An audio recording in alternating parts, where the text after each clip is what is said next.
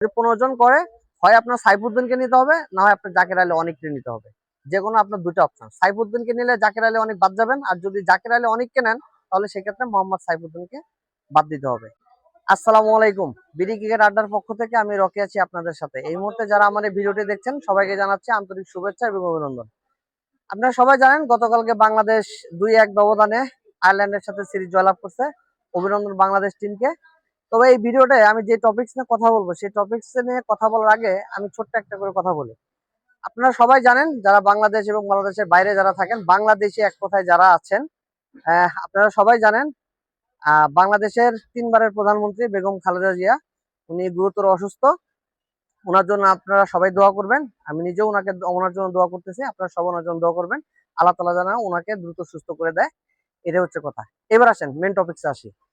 আপনারা জানেন আয়ারল্যান্ডের সিরিজটাই ছিল সামনে, যে ওয়ার্ল্ড কাপ, টি20 ওয়ার্ল্ড কাপের আগে আয়ারল্যান্ডের সিরিজটা ছিল বাংলাদেশের শেষ সিরিজ। তো এই সিরিজ থেকে এখন হয়তো বা আপনার 15 সদস্যের স্কোয়াড ঘোষণা করা হবে। তবে আমার কাছে যে তথ্য আসছে সে তথ্যের উপর ভিত্তি করে আমি আপনাদেরকে সেরা 15 জন স্কোয়াড নিয়ে একটু আলোচনা করতে চাই।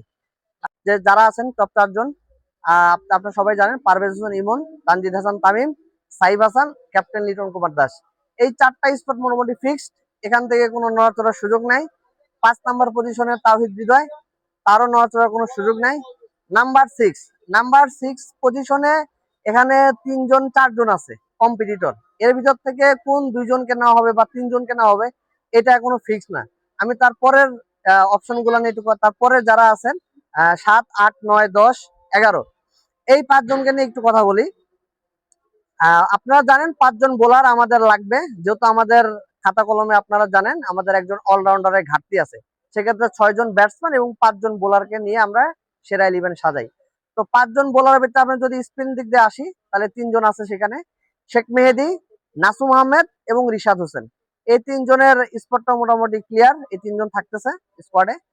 এরপরে আসেন, এখন বিসিবি সিদ্ধান্ত নেবে যে পেস বোলার 4 জন নেবে নাকি 5 জন নেবে। যদি যদি এখানে 5 জন পেস বোলার নেয় তাহলে সেক্ষেত্রে কারা কারা থাকছেন?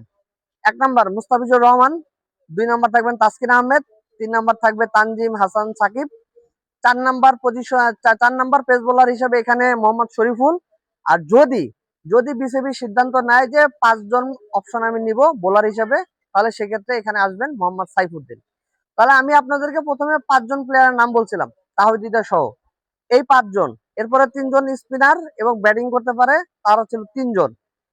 5 আর 3 8 জন। আর এখন পেস বোলার যদি থাকে তাহলে হলো 5 জন। তাহলে 5 3 8, 8 5 13। তাহলে বাকি থাকতেছে আপনার 2টা স্পট, সেটা হচ্ছে 6 নাম্বার ব্যাটার আমাদের কে হবেন।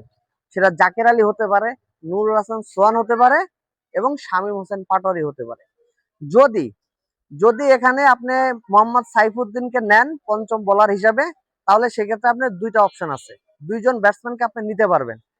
যদি আপনার মোহাম্মদ সাইফুদ্দিনকে পঞ্চম বোলারে অপশন হিসেবে নেয় বিসিবি, তাহলে সেক্ষেত্রে 2টা স্পট আছে, শুধু 2টা স্পটে আপনি নিতে পারবেন, 2 জন প্লেয়ার নিতে পারবেন। সেটা হতে পারে নুরুল হাসান সোহান, হতে পারে শামীম পাটোয়ারি। যদি আপনি এখানে মোহাম্মদ সাইফুদ্দিনকে না নেন তাহলে সেক্ষেত্রে জাকের আলী অনেক। এ হচ্ছে 15 সদস্যের স্কোয়াড। এটা ভাই বিসিবির সিদ্ধান্ত। তবে আমার কাছে যে তথ্য আছে, হতে পারে জাকের আলী অনেককেই হয়তো বা নেবে বিসিবি, মোহাম্মদ সাইফুদ্দিনকে বাদ দিতে পারে। আর যদি মোহাম্মদ সাইফুদ্দিন কেন, তাহলে সেক্ষেত্রে শরীফুলকে বাদ দিতে হবে। এখন এটা বিসিবির সিদ্ধান্ত। তো এ হচ্ছে ভাই সম্ভাব্য আপনার স্কোয়াড সামনে ওয়ার্ল্ড কাপকে ঘিরে। তো সবাই ভালো থাকবেন। বিডি ক্রিকেট আড্ডার পক্ষ থেকে আমি রকি আজকে বিদায় নিচ্ছি। আল্লাহ হাফেজ।